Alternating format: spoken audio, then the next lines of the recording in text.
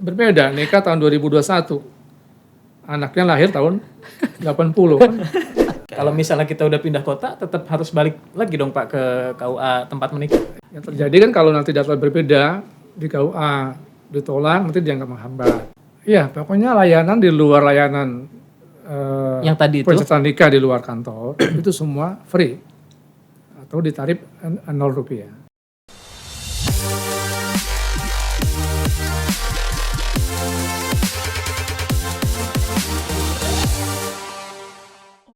Jadi kita hari ini mau ngebahas tema yang ditunggu-tunggu oleh bujangan-bujangan. Iya. Ya, ini penting ya, sebetulnya bukan cuma bujangan mungkin ya. Jadi dari juga kemarin itu ada isu apa itu WO yang menawarkan pernikahan, mengajak pernikahan di usia dini. Iya, 12 tahun udah 12 bisa tahun. nikah. Kita mesti ngobrol sama narasumber yang tepat di Kementerian Agama, Pak Anwar Saadi. Iya, Pak Anwar Saadi. Kita mau tanya dulu ke beliau. Sebetulnya kalau batas usia nikah di Indonesia itu, kan kemarin kan dibilang 12 tahun udah mulai. Seharusnya Anda sudah menikah, sudah punya tanggung jawab untuk berkhidmat sama suami, katanya begitu. Nah, kalau di regulasi sendiri sebetulnya gimana sih Pak? Batas usia nikah itu ada yang bilang 19 tahun, ada yang bilang 21 tahun, ada yang bilang berapa tahun tuh?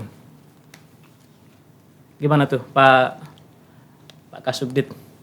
Ya kalau merujuk kepada Undang-Undang Nomor 16 tahun 2019 tentang perubahan atas Undang-Undang Nomor 1 tahun 74 tentang perkawinan, usia pernikahan itu laki dan perempuan dua-duanya 19 tahun.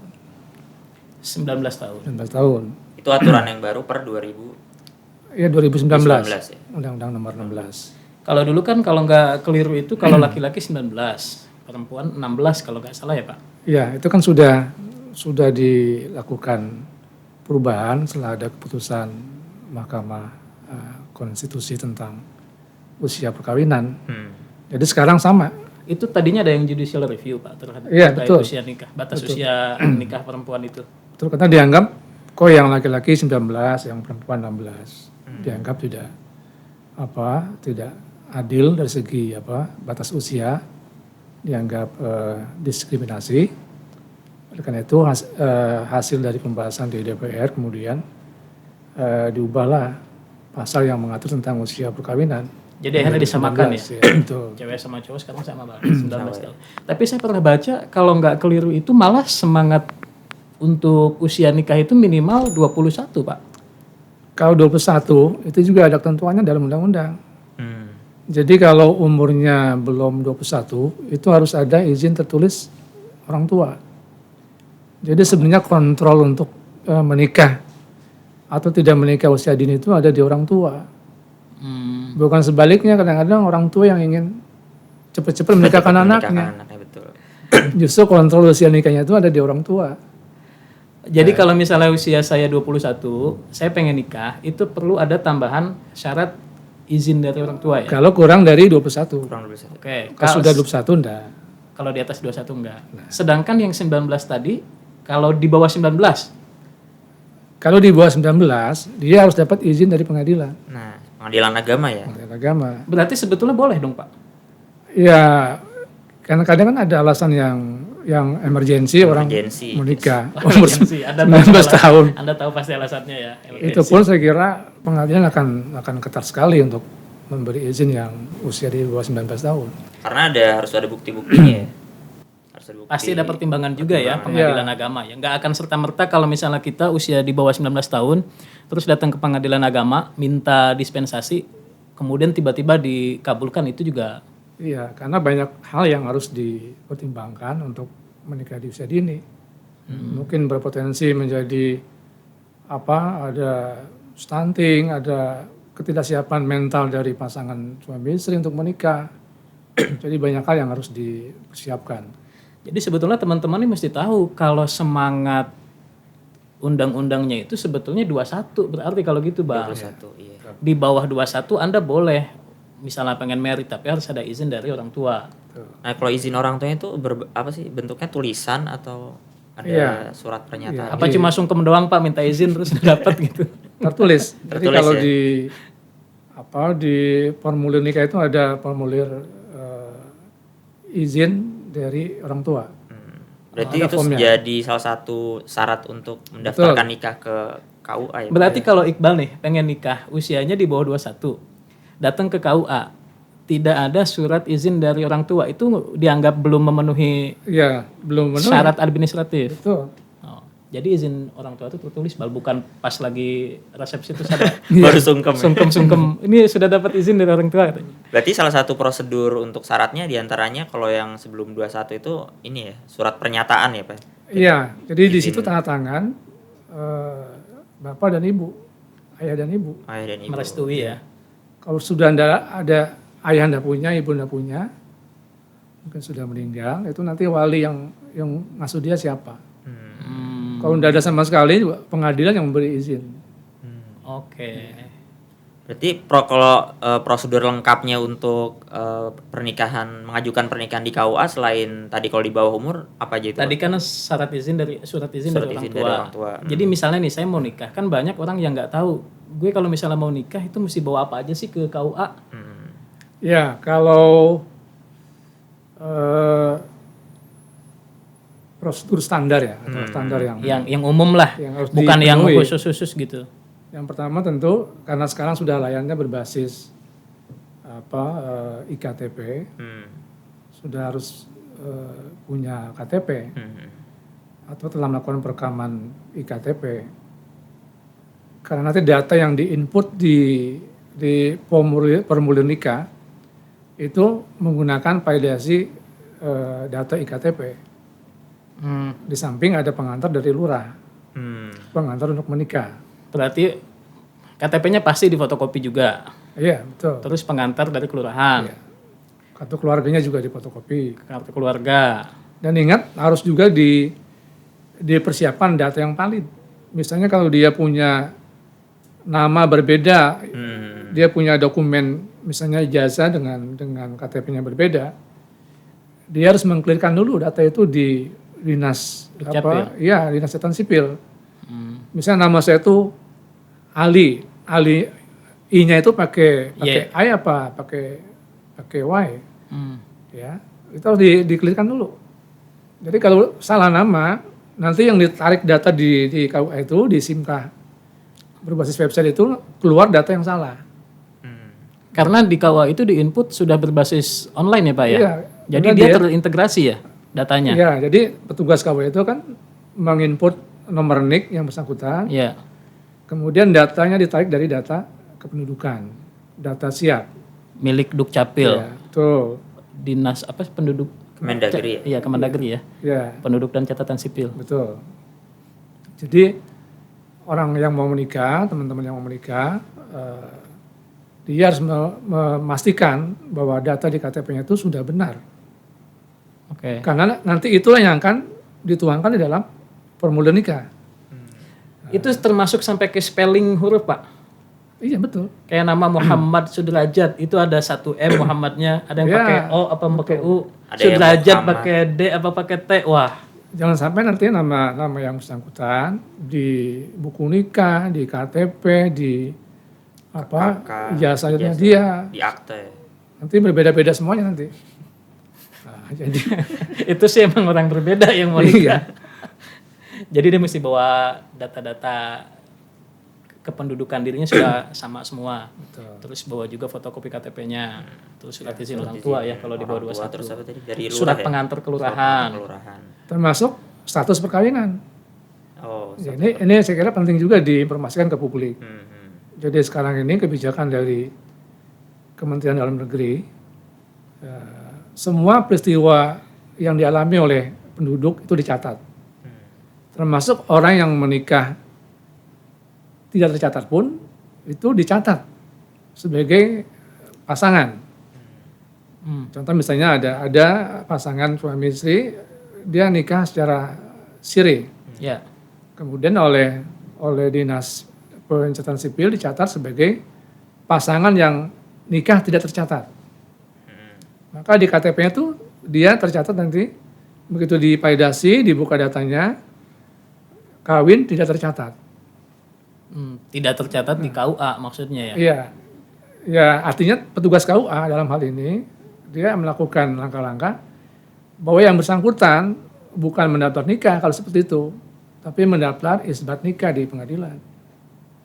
Jadi layanan bagi orang yang sudah menikah secara syariat atau nikah nggak tercatat, apalagi sudah punya anak ya, itu langkah yang harus dilakukan. Dia mendaftarkan isbat nikah di pengadilan agama, bukan mendaftar nikah.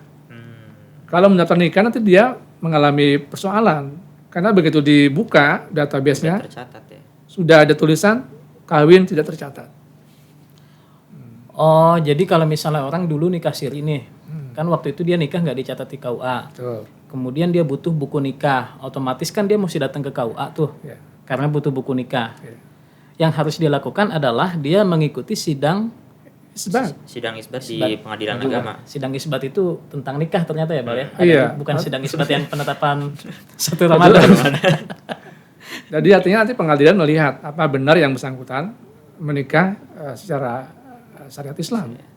Ya, nanti kan pengadilan kasih amar putusan tuh ya. Betul. Keputusannya itu yang dibawa ke KUA. Nah, kalau sudah ada putusannya, ada amarnya untuk KUA untuk mencatat, baru dicatat oleh KUA. Dan dikeluarkan buku nikah buat yang bersangkutan dan dicatat peristiwa nikahnya sesuai dengan peristiwa ketika dia menikah. Betul. Oke. Validasi lah ya di pengadilan. Iya. Ini mesti dirapiin sih sebetulnya yang begini-begini ya. Karena dulu kan banyak yang nikah yang nggak dicatat di KUA. Biasanya kalau nikah masal tuh ada yang kayak kakek nenek kan baru nikah. Iya. Karena Nah, ini sebenarnya itu event yang menurut saya kurang tepat. Jadi kalau sudah punya cucu, punya anak, itu bukan ikut nikah masal, tapi ikut isbat masal. Isbat nikah masal. Sudah punya cucu, Pak, dia. Nanti buku nikahnya kan berbeda. Nikah tahun 2021. Anaknya lahir tahun 80 kan. Lucu nanti. Dipertanyakan ini. Nah, ini Pak saya tahu Pak, kalau misalnya nikah itu kalau di KUA di jam kerja itu kan Rp0 dan tarifnya akan jadi 600.000 kalau nikahnya di luar KUA. Atau tetap di KUA tapi di luar jam kerja.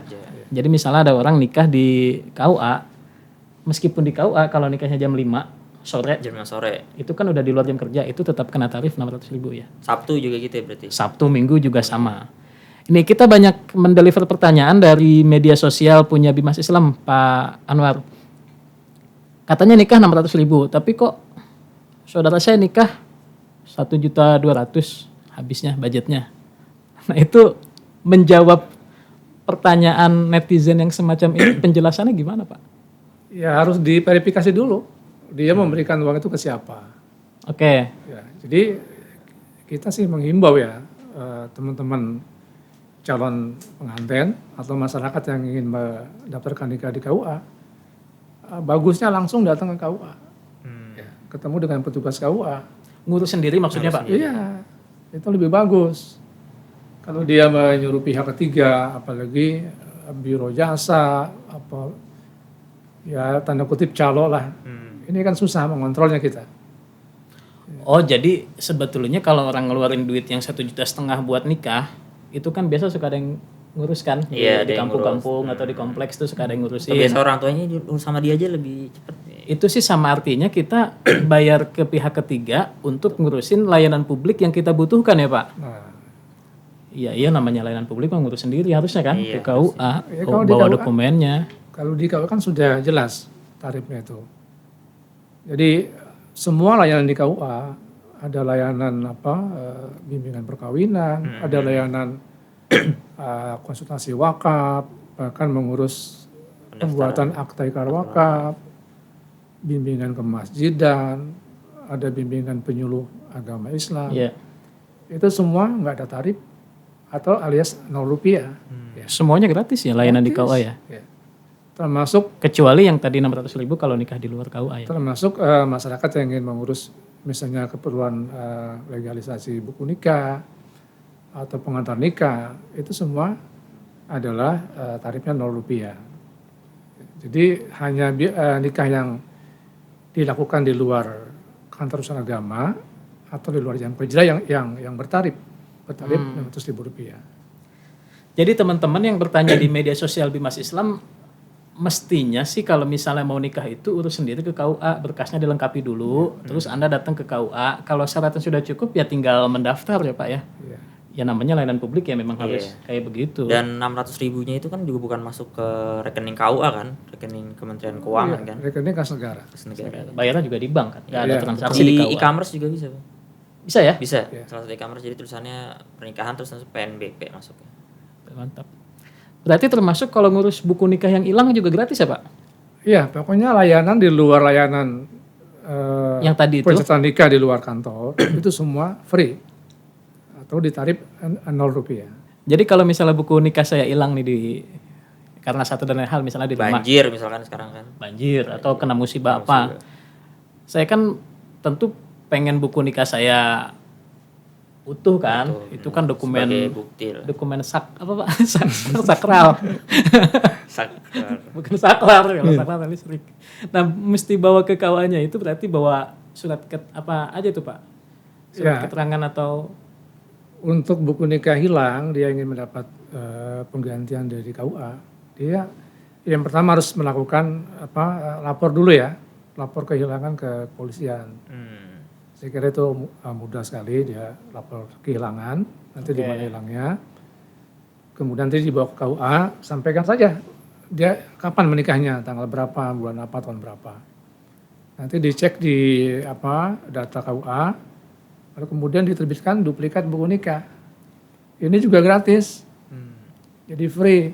banyak yang belum tahu ya. Jadi kalau banyak dumas masuk, saya kira itu ya. Itu Membayar- ke KUA manapun atau KUA yang tempat kita nikah? Kalau duplikat buku nikah, itu yang mengeluarkan KUA yang menerbitkan. Oh, yang menerbitkan. Kalau misalnya kita udah pindah kota, tetap harus balik lagi dong Pak ke KUA tempat menikah. Iya, karena akan ditulis di Buku registernya ya? buku registernya, dikeluarkan duplikat pada tanggal sekian dan tanggal sekian. Kalau buku duplikat itu warnanya yang hitam kalau nggak salah ya Pak? Apa sama? Sekarang ini terbitan baru berwarna biru ya, iya agak biru setelah itu ya. Iya. Dan dia kalau hilangnya satu punya milik suami, buku nikah suami, maka diganti satu yang hilang itu. Jadi bukan Ternyata hilangnya satu, pengen ganti dua. Nah. Terus diganti lagi datanya yang di dalam. Jadi kalau buku nikah suami yang hilang, nanti akan diberi duplikat pengganti buku nikah yang hilang milik suaminya. Suaminya. Yang punya istrinya yang nggak hilang ya terus dipakai. Oke. Jadi bukan dua-duanya diganti. Kecuali kalau hilang dua-duanya ya. Iya betul. Kalau hilang dua-duanya berarti dua-duanya duplikat. Betul. Itu kalau hilang. Kalau salah nulis. Kayak tadi kan ada spelling. Zaman dulu kan orang nikah mungkin input datanya masih tulis tangan. Terus ada salah tanggal lahir misalnya atau salah nama. Itu gimana cara untuk memperbaikinya? Iya, kalau sekarang kan lebih mudah untuk mengganti kalimat atau kata yang salah itu lebih mudah. Karena sudah menggunakan computerized ya, sudah datanya sudah berbasis database Sistem ya. di SIMKA ini mudah sekali. Jadi kalau memang ada bukti-bukti dokumen terjadi kesalahan tulis oleh pihak KUA, itu bisa diganti dengan buku nikah yang baru. Jadi persoalannya kalau misalnya ada didapati di KUA itu kehabisan stok buku nikah, kan bisa disupport dengan buku nikah di tempat lain. Insya Allah persediaan cukup. Itu juga sama di KUA tempat menikah? Atau bisa di seluruh Indonesia karena sudah computerized tadi? Yang salah tulis itu di KUA yang bersangkutan. Di KUA tempat menikah? Karena akan dibutuhkan juga Di buku register? iya di register yang bersangkutan. Tapi yang bingung tuh kadang misalkan nih tempat nikahnya akadnya di Jaksel gitu, tapi tinggalnya di Depok. Nah, itu pengajuannya kan ada surat tumpang nikah ya, Pak. Oh, yang mau nikah? Kayak mau nikah. Beda kecamatan, Pak. Beda kecamatan. Suaminya misalnya di satu Babakan. Iya, itu bukan. Si Kalau satu babakan masih di Jakarta. Iya, ininya tinggal Depok. istrinya di Depok. Nah, itu mesti bikin surat tumpang nikah ya, Pak? Iya, surat sekarang istilahnya tuh rekomendasi nikah. Oh, surat rekomendasi rekomendasi nikah. nikah. Diurus oleh si orang yang berdomisili berbeda dengan tempat menikahnya. Iya betul. Kalau misalnya pihak calon suaminya tinggal di daerah Depok, maka dia lapor ke KUA yang mewilayahi dia. Kalau di Depok itu setelah membawa pengantar dari lurah tentunya ya. Hmm. Surat pengantar dari lurah, Hmm. kemudian ke KUA di tempat tinggalnya, minta surat pengantar untuk nikah di Jakarta. Hmm. Seperti itu. Kalau si istrinya yang sudah di Jakarta nggak perlu ya. Jadi cuma untuk mereka yang berdomisili berbeda dengan tempat lokasi pencatatan nikah dia. Tapi kalau misalkan dua-duanya berbeda, misalkan mau nikah di Bali itu biar happening gitu. Di Bali lah Pak, Bali misalnya. misalkan. Bisa saja. Orang kaya nih Pak, dia mau nikah di Bali misalnya. Jadi Istrinya di Kalimantan. orang yang mau menikah itu kan boleh di mana saja. Termasuk di luar negeri juga banyak. Depan Ka'bah Pak orang Iya. nikah. Nah, gitu. Gimana ngurusnya tuh ya depan Ka'bah ya? Ya kalau di depan Ka'bah kan dia harus lapor ke KJRI Jeddah. Di sana juga ada PPN kita kan. Tentu membawa perlengkapan dokumen dari masing-masing domisilinya. Kalau dia satu kecamatan ya minta pengantar dari lurah, kemudian kecamatan yang bersangkutan, kecamatan yang bersangkutan. Kemudian di PMA 20 juga yang bersangkutan harus melegalisasi dokumennya di sini di Kementerian Agama. Di Indonesia. Ya, Maksudnya di Indonesia itu di kantor pusat Kementerian ya, Agama. Pak? orang Indonesia yang mau menikah di luar negeri, dia harus mendapatkan legalisasi di sini. Kalau di KUA nggak bisa ya? Ya, kalau keluar negeri, pengecualian keluar negeri, dia harus ke sini. Karena nanti dia butuh juga legalisasi di tingkat pusat seperti di Kumham, di Kemlu. Jadi sekalian ke Jakarta, sekalian urus banyak ya. Betul. Nah ini ada pertanyaan juga. Waktu nikah dulu udah masih tulis tangan apa udah ini buku nikahnya? Lupa. Enggak, udah komputer dong. Saya masih tulis tangan Pak. Oh, Jadi saya dapat kartu nikah nggak? Belum. Pak dia kan nikah berarti belum lama nih nikahnya. Kok nggak ada? 2019. 2019 Pak. Tapi dapat kartu nikah nggak? Di awal-awal kan itu. Saya mah kalau nikah karena udah lama masih pakai tulis tangan belum dapat kartu nikah ya maklum. Ini yang baru-baru ternyata ada juga yang belum dapat kartu nikah. ya, kartu nikah itu kan dikeluarkan di mungkin akhir dari 2018. Itu pun hanya di beberapa kota, karena dia masih Prototipe. pilot project ya. Pilot project. Jadi kita ingin menyampaikan ke publik bahwa di aplikasi layanan KUA SIMKAH berbasis website itu bisa menerbitkan juga kartu nikah. Cuman karena keterbatasan kita untuk melakukan pembiayaan mesin cetaknya segala macam, makanya kita piloting dulu kan. Nah ke depan mungkin mulai 2021 ini kita akan juga terbitkan nanti kartu nikah digital. Jadi semua bisa mengakses. Oh jadi kartunya nggak fisik?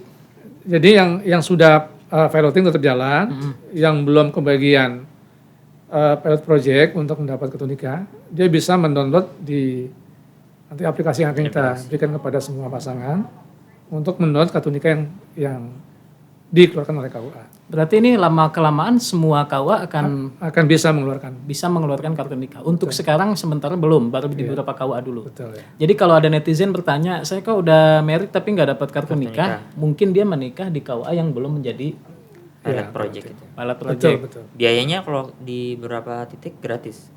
Apa ada Biaya apa tuh? biaya Kartu nikah. kartu nikahnya itu? Pokoknya semua Pokoknya semua layanan di KUA gratis aja ya. yang mau bayar PNBP yang mau tidak semua gratis. Misalnya buku nikah kan, walaupun dia nggak bayar nikah karena di kantor, tetap dapat buku nikah. Iya, iya, iya.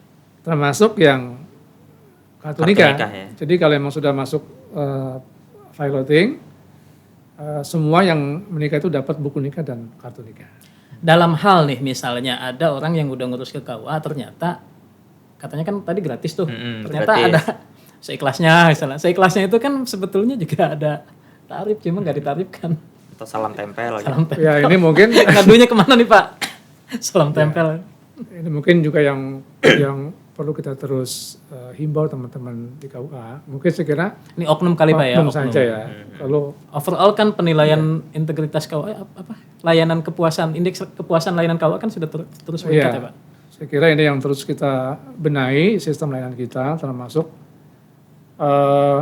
sikap dari teman-teman yang melayani masyarakat. Saya kira makin hari makin baik. Ada beberapa oknum yang memang masih belum berubah. Nanti kita terus upgrade supaya segera berubah. Lapornya kemana tuh? Ya, kita kan punya saluran Bimas Islam ini, mungkin bisa disampaikan ke publik ya. Oh iya. Kita punya ada Instagram, ada Twitter, Ya, ada hotline Dumas juga ya. ada. Berarti ini aja ya, di akhir video nanti kita tayangkan Betul. nomor-nomor pengaduan atau kanal-kanal media sosial Bimas Islam. Jadi teman-teman yang mengalami ada pungutan liar oleh oknum-oknum tertentu yang tidak bertanggung jawab bisa lapor ke situ. Nah, saya kira bagi teman-teman pelaksana layanan publik di KUA, itu ibaratkan hidup di dalam akuarium kan. Jadi semua orang memandangi dia di situ. Iya. Apa yang dilakukan semua orang akan pantau. Ya, jadi kita harap teman-teman juga berhati-hati karena siapa sangka ada itu Dumas yang masuk itu kan ada daerah pelosok, nyampe ke sini juga kan. Iya. Tahu Dumas nggak? Pengaduan masyarakat. Iya. Pengaduan masyarakat. Bukan pengaduan Masya Allah. Nah tadi Pak balik lagi ke kartu. Emang fungsinya buat apa sih Pak kartu nikah? Kan sudah ada buku nikah. Ya buku nikah itu kan bentuknya buku ya. Iya. Jadi ada sekitar 10 halaman kan kalau di bawah mungkin agak merepotkan. Terutama kalau mereka berpergian ingin menginap Traveling, segala macam. Itu kan praktis saja. Termasuk Oh, iya. Kita kalau traveling harus bawa buku nikah ya? Kalau nggak punya kartu. iya kalau ngajak Kalau pasangan di kan hotel gitu. syariah. Di hotel syariah. Saya jarang ngajak istri liburan soalnya jadi nggak tahu. Apalagi liburannya ke daerah yang Timur Tengah kan. Oh, Dia harus bawa buku nikah. dan di hotel-hotel syariah juga sekarang kan diminta ya. Kalau nggak salah dan cukup banyak hotel-hotel syariah sekarang di Indonesia. Kalau bawa buku ribet takutnya hilang. Dan kalau kartu sudah Iya, kalau hilang repot tuh. Iya kalau dia bawa kartu nikah, dia kan bisa juga tunjukkan itu kan bisa dipindai kan datanya itu, di scan. bisa di scan, nanti data yang diperlukan oleh pihak yang berkepentingan dia bisa lihat datanya, ada fotonya, ada namanya, ada nomor iktp-nya. Berarti buku nikah itu ibarat BPKB. Iya, Ditinggal di BPKB, rumah. betul. Kartu nikah itu STNK-nya dibawa. Gitu. Pak, ini saya mau tanya Pak, kalau misalnya kita punya buku nikah, terus kita ragu buku nikah kita ini asli atau palsu. Cara mendeteksi buku nikah kita asli atau palsu gimana? Yang pertama cara manual, dia harus datang ke KUA, Oh, repot lah istilahnya kalau begitu ya. itu manual. Ah. Yang kedua dia bisa cek ya ke petugas terdekat lah di mana saja KUA-nya kan bisa. Nanti dicek di KUA terdekat dari domisili dia. Iya, data digital di KUA kan mudah sekarang. Tinggal di input namanya siapa atau di input nomor korporasi buku nikahnya yang di Yang bolong-bolong itu ya. tulis bolong-bolong itu, Iya. itu ketahuan namanya siapa. Makanya sebenarnya salah satu target kita untuk kenapa data nikah itu dibuat data digital dalam SIMKA supaya tadi dapat mengenali mana buku nikah yang asli, mana yang palsu. Jadi kalau buku nikah sudah ada kode QR-nya, di scan ada datanya itu pasti. Buku nikah yang sekarang ada QR code-nya Pak. Iya. Jadi begitu dicetak di KUA, dia mengeluarkan kode QR. Berarti tinggal di scan aja pakai handphone kita, nanti dia nge-link ke data SIMKA. SIMKA, Sistem Informasi Manajemen Nikah. Kalau misalnya ternyata begitu di scan nggak nyambung-nyambung, Iya. patut diduga Iya. itu Palsu. aspal, Bukan. palsu atau aspal Betul. ya. Oke. Terus terakhir Bal ada pertanyaan lagi nggak? Iya kan kemarin juga ada, wah kalau nikah harus ada sertifikat layak nikah tuh. Jadi yang mau nikah sama bingung kan nih sertifikat layak nikah apa nih? Sebenarnya apa sih yang Emang banyak? ada sertifikat layak nikah Pak? Ya sebenarnya untuk saat pernikahan di KUA, yang pertama tadi setelah terpenuhi persyaratan administratif, Pengantar dari kelurahan, terus KTP, KK yang begitu-begitu kalau ya. dia anggota TNI, Polri harus ada surat izin dari atasannya. Pas foto tentu ya yang untuk ditempel di buku Kalau nikah. dia WNA harus ada surat dari perwakilan negaranya. Iya. Ada lagi satu sebenarnya yang wajib diikuti tahapannya, dia ikut bimbingan perkawinan.